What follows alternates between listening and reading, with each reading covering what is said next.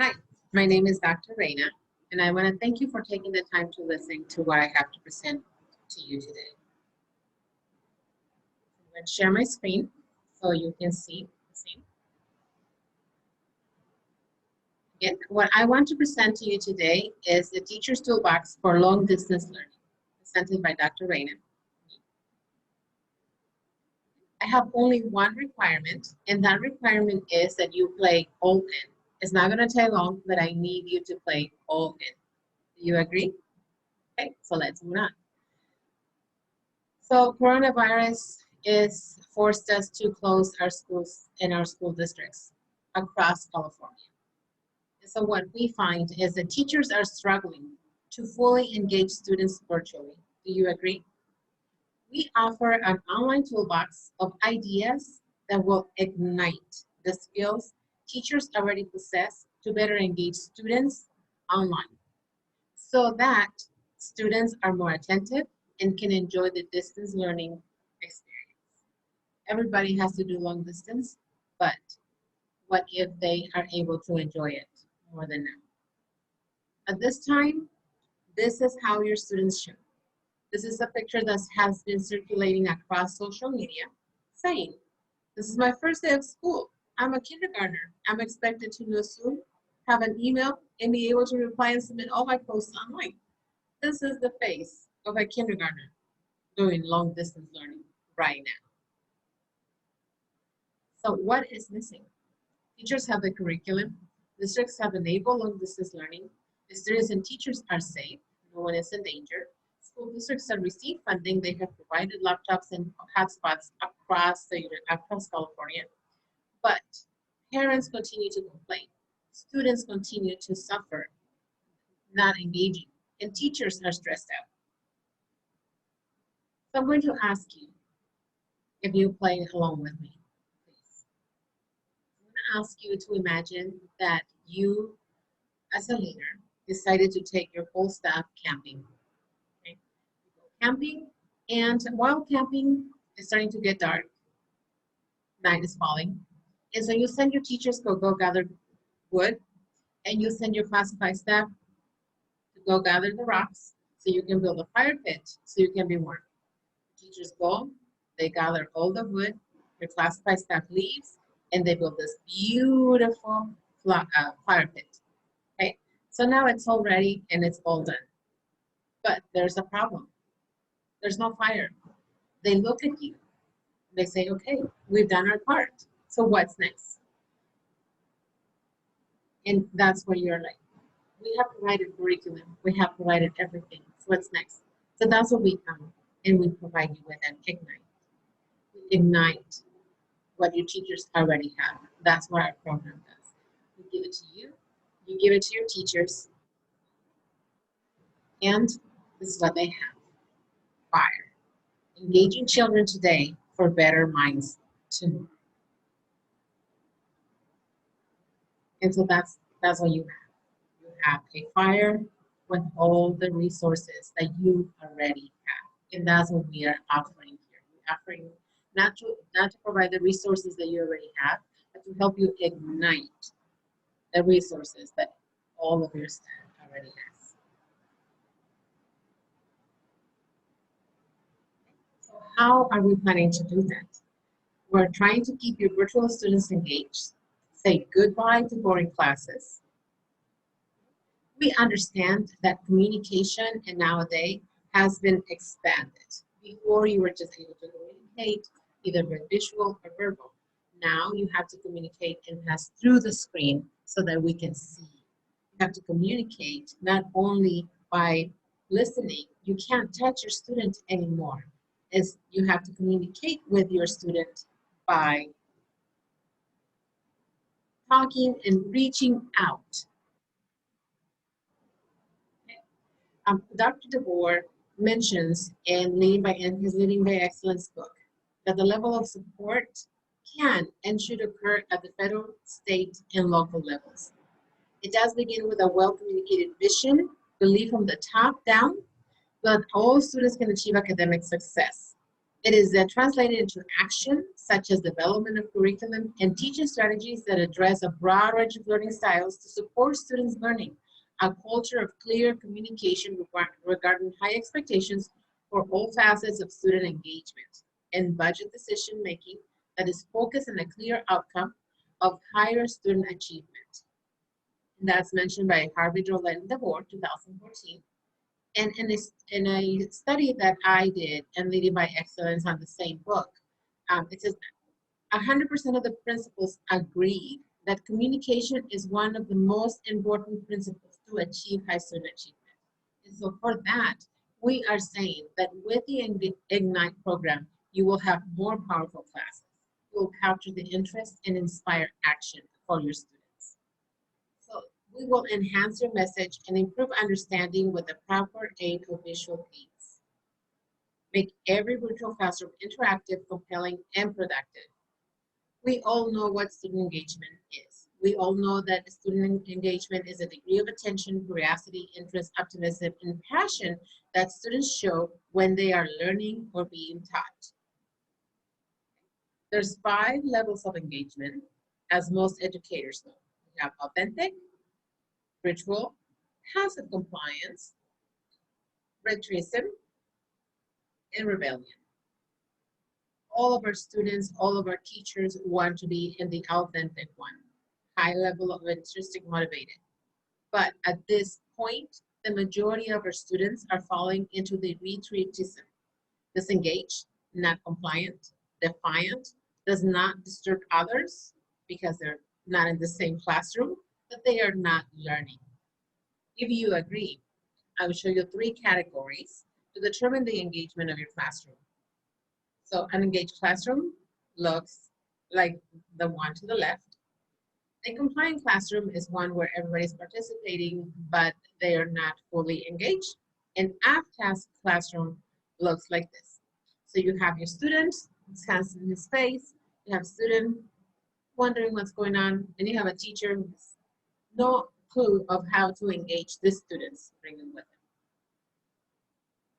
them. So how do we move students towards authentic engagement? And how do we increase student engagement? That's the question that every teacher and every parent is asking on a regular basis. This is your typical student. We're not going to go into the problem that exists when households have more than 3 students going at the same time to the school and going online, and they have siblings jumping all over. We're going to take your typical one student who has an optimal space for learning. You see that even with an optimal space for learning, this student is not engaged. Here's the teacher. There's your student that is not engaged. This is how an engaged classroom looks like. Oh, everybody is participating. We all know what being a success student looks like, and all of that is not relevant right now as we cannot implement and we're not in the classroom. So we find our teacher saying, how does a teacher prepare his or her classroom for long distance learning? Ignite can present and can show you how a teacher can prepare his or her classroom for learning by breathing, moving, and by visual aids. This is what the program will have. So breathing, what are the benefits of breathing? And we're only going to focus on the 3rd one. Breathing boosts oxygen levels in the brain. The higher the oxygen level in the brain, the better you can focus and stay alert. That's something that we are missing with our children. We are not doing the breathing exercises, and that's what this program brings. So this is what a breathing exercise will look like. We will have music that will prime and will prompt the students to participate in breathing. So we will breathe, and if you don't mind participating with me, so that way you can experience the influx of oxygen into your brain. Okay, so we will go breathe out for 4 and breathe in for 4. Okay, so we'll breathe in. We'll start right now. In, 1, 2, 3, 4. Out, 1, 2, 3, 4. Again, in, 1, 2, 3, 4. preview. Okay. So then after you're done with your breathing exercises, you shake your hands and that wakes up your brain. So now you have your awoken brain ready to learn, along with other things that we will be sharing with your teachers in the actual course. So we will be doing the priming, the finger breathing, and that's something that we will share with your teachers. So why do we do the breathing with movement? Because movement supports a child's holistic development. Movement is vital for young children's development. A lack of movement may prevent healthy development. So why is moving important? And I only highlighted 3 so that we can focus on this. Encourage kinesthetic memory. Movement fosters interactions and cooperation, and movement supports literacy. So here are some movement ideas. You can use signs, which a lot of your teachers already are using the signs in the classroom, but they had forgotten to bring the movements into the virtual classroom so that they can use and they can see. You have to remember, communication has moved on for normal to duplicate communication. So they can use those movements in the classroom. They can use that as their background so that the kids can remember what movement to use when they want to call the teacher's attention. The teacher doesn't have to listen. They don't have to go to the specific area to raise their hand. They can literally just raise it right there. The teacher can spot it. So how we work with this? We work with interactive music. We use music to condition the mood. That's the other thing that we see. According to the U.S. Department of Health and Human Services, listening to music is the #1 non-school activity. Since our students are already listening to this music, let us use that knowledge and incorporate it into our lessons. That's something that was mentioned by Dr.Reyna and Engage for Learning. So if he is already using this movement, then why don't we just use it? So one of the ideas is to set up alarms so that the kids get disrupted during the day and they get to hear sounds. And I just selected a few sounds. So they will listen to a sound. They would either do jumping jacks, they would wiggle their body, they will run in place, they will do stretches, they will touch their toes, they will lift their hands, they will do like crazy dancing, they'll do high knees, or they will do finger snapping, or clap their hands. So whatever movement the teacher feels like she has to do, she associates that rhythm or that music with that song. So when the kids hear that song, they jump up their bed, their chair, up, they do their little movement, and they go back. So that's how the movement looks like. Okay, so then the movement, they do their movement. So this is just a representation of how they would do their movements. And this is the results. The results are kids engaged, moving. It doesn't matter who is there.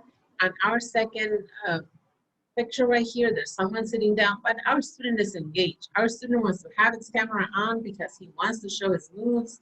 And so that brings the student into the camera. That's one of the problems that we have is the students don't want to show where they live. They don't want to show how they look.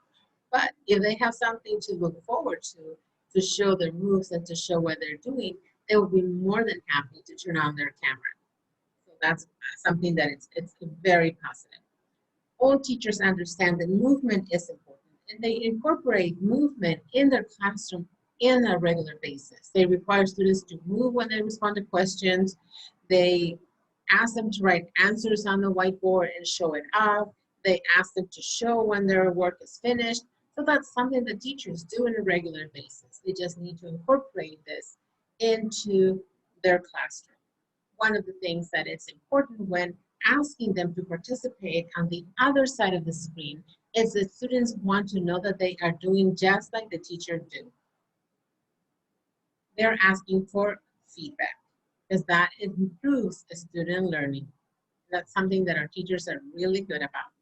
So visual aids is because communication now is ×2. Now we have to ask the question, we have to write the question, Then we have to ask the question again. So it's not only necessary for us to see the question, we have to see and hear the question in order for that question to come across the screen and reach out our students right there. So the use of visual aids. Visual aids are really good if we are able to send all these emojis and cards over to our students. But if we are not able to send those emojis and those cards to the students, we have universal signs. We have yes, we have no, we have true, we have false. Simple as that.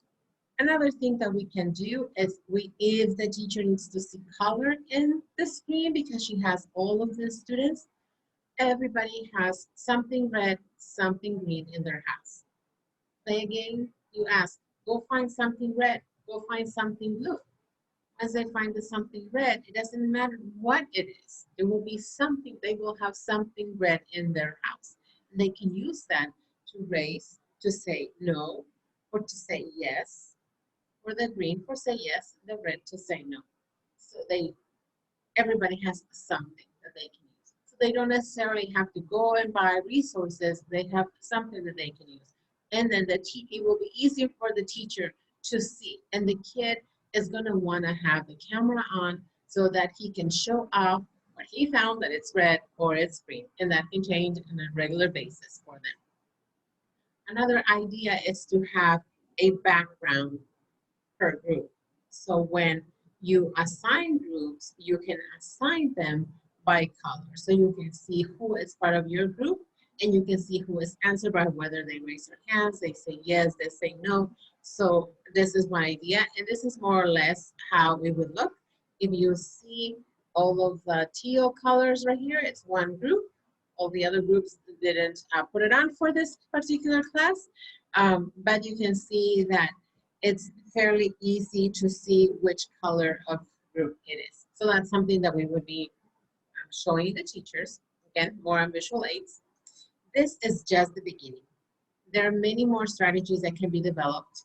This is our vision here is to ignite the imagination of every teacher. And that's why we are making this course available for every teacher for free at no cost. Because we are just trying to show all of our teachers and ignite whatever they already have. They receive plenty of professional development and they have all the tools they have available.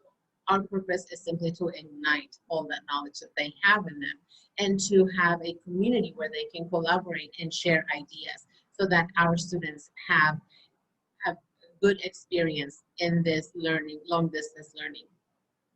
So how are we offering to collaborate? We're offering that they will be a part of our Facebook group where we have not only state but national teachers sharing ideas on how they are improving and how they are making their learning experience better and how are they adapting and making distance learning a fun experience for the kids, getting them engaged and getting them to learn.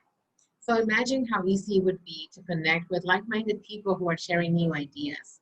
There are like-minded people in one group who share free resources such as workshops and much, much more. Share and receive information, informal support. I know that the district offers a numerous amount of resources for them to use. This is an informal support from other teachers, from peer teachers. They share what they're doing and they receive what they're doing, they receive feedback, and everybody shares their successes and failures. So that way, if they're thinking of doing something and someone says, I already tried it and it didn't work, then they don't have to waste a whole day or a whole system undoing something that may not work. And so that's the benefit of participating in this course that is free for every teacher in California, for every teacher in the United States, so that they can participate and they can be ignited and they can come in and share all their stories with everybody. We also have a blog where they're able to communicate. We share news of what's going on, how is everything being updated. If some school is opening, what is their success, what is their failures. So this blog is maintained not only by me, but by a whole group of teachers that are able to share their ideas and share the news and share what's going on. So ideas are born when you speak up. And that's something that I believe from the bottom of my heart, that when you share what you know and when you share your ideas and your inquisitive mind, that's how ideas are born. And that's the purpose of this blog. So the course, as I mentioned, is free. The name of the course is Ignite Teachers Toolbox. And it's basically a live webinar that it will be presented to your teachers. The purpose of this is engaging children today for better minds tomorrow. We're not providing all the tools that your teacher needs. Your teacher already have the tools. We are simply igniting their knowledge, igniting their motivation, igniting their positivity so that they can utilize all of the resources that they already have within them. So my name is Dr. Reyna, and I am an Amazon author of the 52 series. I have other books in there. My background is not in education. My background is in idea creation. And that is the purpose of this online course that we are offering for free. It is simply to ignite the imagination of all of our teachers so that our kids can benefit. I want to thank you for your time. And if you are interested in offering this online course to your teachers, it's free for you to use. I am sharing the link. Simply share it with your teachers, and I hope that they ignite their knowledge and everything that they have in them to provide and to make engagement for the students a pleasant, dull distance learning. Thank you so much for your time. Here's my contact information. Feel free to reach out to me if you want me to personally have a live Zoom meeting with your team, or if you want me to go to your school, I'm more than happy to attend. My passion is to empower teachers to use the knowledge that they already have. Thank you so much for your time.